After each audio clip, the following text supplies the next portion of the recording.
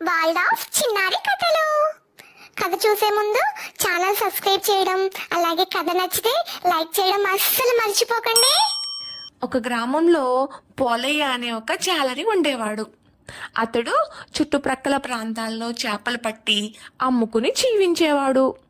ఏ ఒక్కరోజు చేపలు పడకపోయినా ఇక ఆ రోజు తిండి కష్టమే. కానీ ఒకరోజు అనుకోకుండా అదృష్టం కలిసి వచ్చింది. ఎప్పటిలాగే చేపలు పడుతూ ఉండగా వలకు ఒక వింత చేప చిక్కింది. అది బంగారు ఛాయతో చాలా అందంగా ఉంది.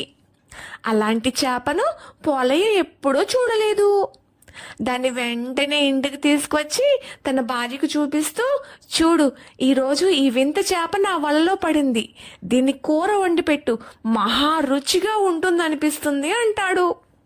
అయితే ఆశ్చర్యంగా చేప, అయ్యో, నన్ను చంపకండి, చెరువులో వదిలిపెట్టండి, అందుకు ప్రతిగా నీకు ఒక మణి ఇస్తాను, దాన్ని అమ్ముకుంటే మీకు చాలా ధనం వస్తుంది అంటుంది. వెంటనే నోట్లో నుండి ఒక మణిని బయటకు వదులుతుంది. అది చూసిన జాలరికి ఎంతో ఆనందం కలుగుతుంది. అది ఒక మహిమగల చేప అని వాళ్ళకు అర్థమవుతుంది.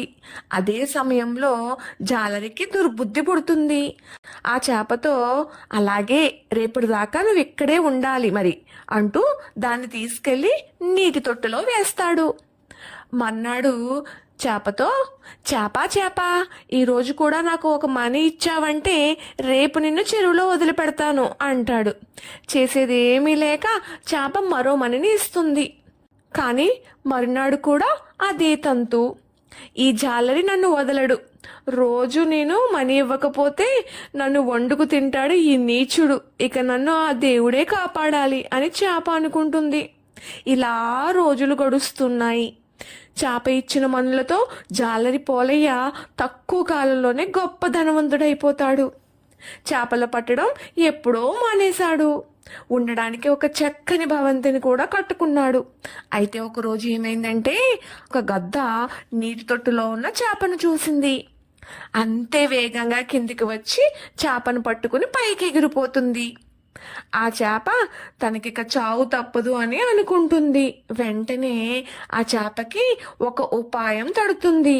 తాను కదలడం మానేసి చనిపోయిన దానిలాగా వేలాడసాగింది. నిజంగానే చేప చనిపోయిందనుకున్న గద్ద కాస్త పట్టు సడలించింది. ఆ సమయంలో గద్ద చెరువు మీదుగా వెళ్తుండడంతో అది గమనించిన చేప అదే అదునుగా తన బలానంతా ఉపయోగించి అజాగ్రత్తగా ఉన్న గద్ద పట్టు నుంచి కిందనున్న చెరువులో పడిపోతుంది. బతుకు జీవుడా అనుకుంటూ వెంటనే చెరువు అడుగుకు చేరుకుంటుంది. ఇక ఇంటి దగ్గర నీటి తొట్టిలో చేప కనిపించకపోయేసరికి జాలరి ఎంతగానో బాధపడిపోయి లబోదిబోమంటాడు. జల్సాలకు అలవాటు పడిన పోలయ్య కష్టపడి పని చేయలేకపోవడంతో చూస్తుండగానే సంపద అంతా హరించుకుపోతుంది. చివరికి తిరిగి ఎప్పటిలాగానే చేపలు పట్టి జీవించక తప్పలేదు. చూసారా ఫ్రెండ్స్, అత్యాశ అనేది చివరికి నాశనానికే దారితీస్తుంది. భగవంతుడు మనకిచ్చిన దాంతో సంతృప్తిగా జీవించాలి, లేకపోతే దక్కిన అదృష్టాన్ని కూడా కోల్పోయే ప్రమాదం ఉంటుంది. సరే, ఇంకొక మంచి కథతో మేము ముందుకు వస్తాను. అంతవరకు బాయ్.